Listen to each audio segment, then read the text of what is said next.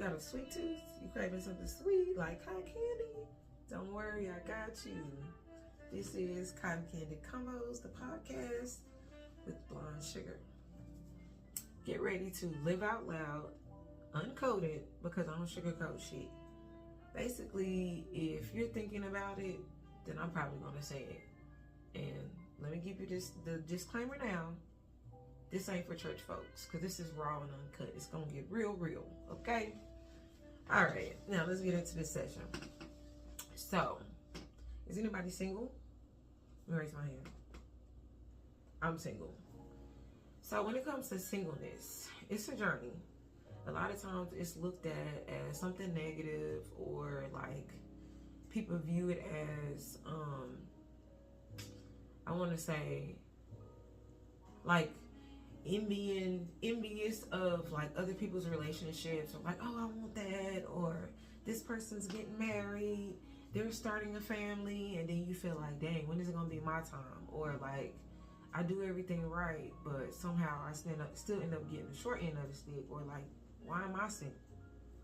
So I was married for 6 years, and now I have been single for 2 years. What I have taken from that situation, I would have to say, don't marry somebody that you're not fully into. And what I mean by that is, if you're not all the way attracted to them, you could be physically attracted to somebody, but you may not be sexually attracted to somebody. Because whatever your preference is, you may like smaller guys. You may not want a guy with a big old pizza dough ass looking stomach. You may not want that. And that's what I learned from my situation. Like, get with somebody that you're actually sexually attracted to. And then it's like, experiencing sex, my situation was a little different because we both were virgins on our wedding night. So we experienced sex together for the first time. And I feel like it wasn't what I thought it was going to be. It wasn't what it was cracked up to be. Let me say it that way, to be frank with you. And I got to the point where I was just like, yeah, I don't think this is my thing. There's something wrong with me. I don't care for sex. Like, I would only do it to reproduce. And and then I would hear that whole saying, well, maybe you're just not with the right person, or they not doing the right type situation. Well, once I became single and I was outside and I experienced a new partner, I was like, wait a minute. It's like when you getting penis and then now you start getting a real deal. I finally understand why they call pickles dill pickles. Cause that pickle was the damn deal. Like, I get it why Jasmine Sullivan came up with the song busting windows out the car while women be hiding in bushes. Cause when you get that good, like, I get it. You like be craving it. I understand. But it comes to a point where, like, let's be real. There has to be more to life than just sex. Like, there has to be real intimacy before the actual physical intimacy. After experiencing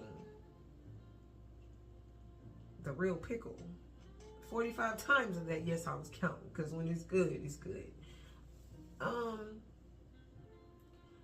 I took away from that situation with that person of 2 years of the madness, that's all it was.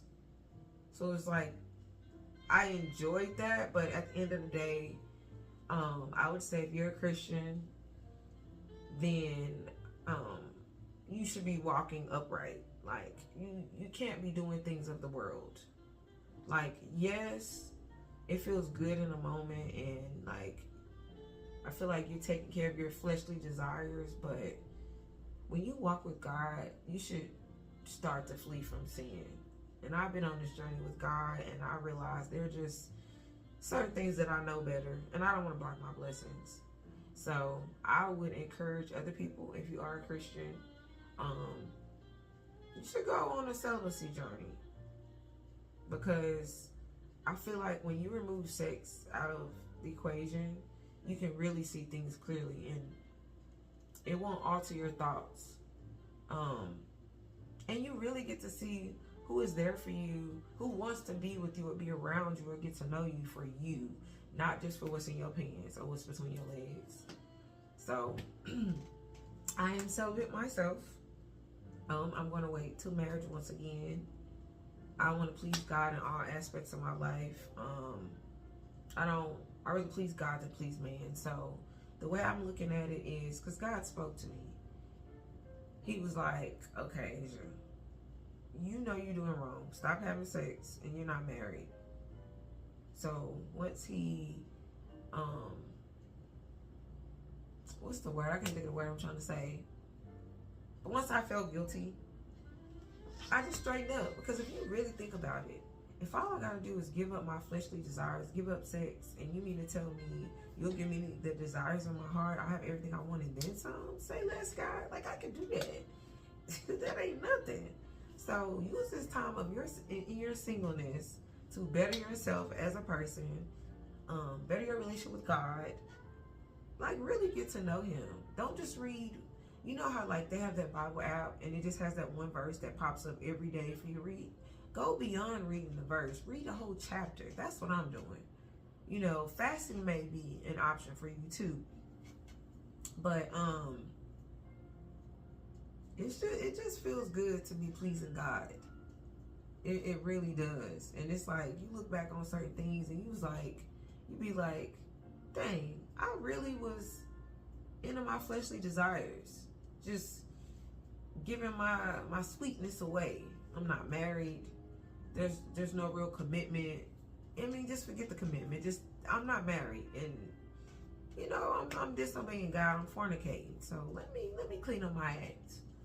But as this session comes to an end, if you ever find yourself craving something sweet again, subscribe if you're feeling the vibe. Oh, and in case you forgot, I'm Blonde Sugar, and talk to me nice.